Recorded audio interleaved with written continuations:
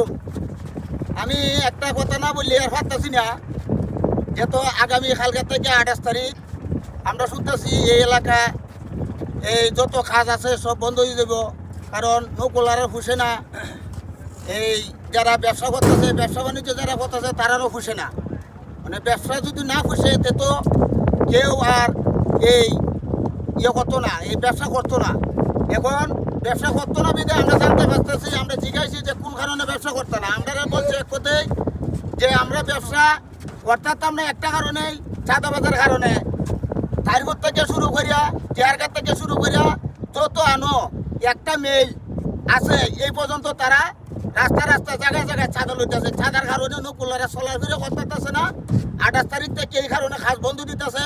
এখন যারা এই অত্যাচার করতেছে, আমরা এই যে 100-150 শ্রমিক একটা মেলও খাতারি, এখন তো আগামী কালকের থেকে যদি বন্ধ হয়ে যায় খাস, তো আমরা কোনো কর্মসূচি করে কোনো বাদ যে তুলে খাইমু এই চিন্তাও নাই।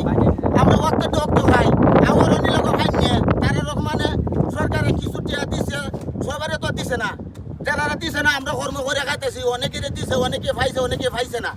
আওয়ার মার গেল গা। এখন আমরা এখানেও মার, আমরা চাঁদাবাজের কারণে আমরা এখানে যে এই কর্ম করে যে বাদ খাইমু এটা পর্যন্ত সুযোগ নাই।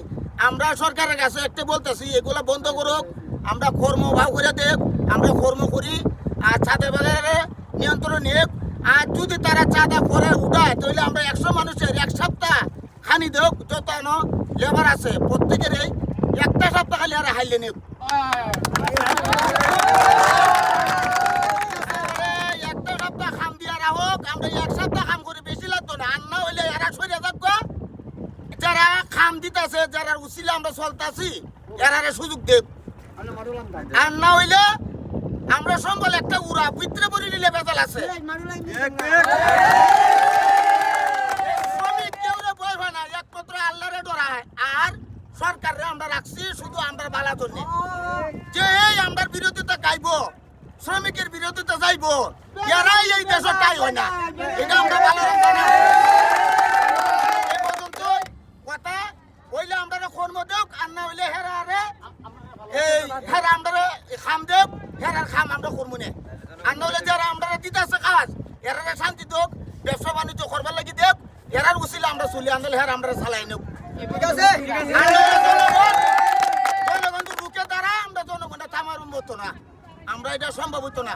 এটা সরকারের কাছে আবেদন অনুরোধ করে কইতাছি, বাতিং ছাদ আবার যে করে 25 পয়সা যদি নেয় তাহলে একটা নিয়ন্ত্রণে যাইব। এটা আমরা কই না, আমরা এইগুলা জানি না। হ্যাঁ, কিন্তু আমরা জানতে পাইতেছি যে এগুলা বন্ধ করে দেব। এটা সরকারের কাছে আবেদন। ঠিক আছে।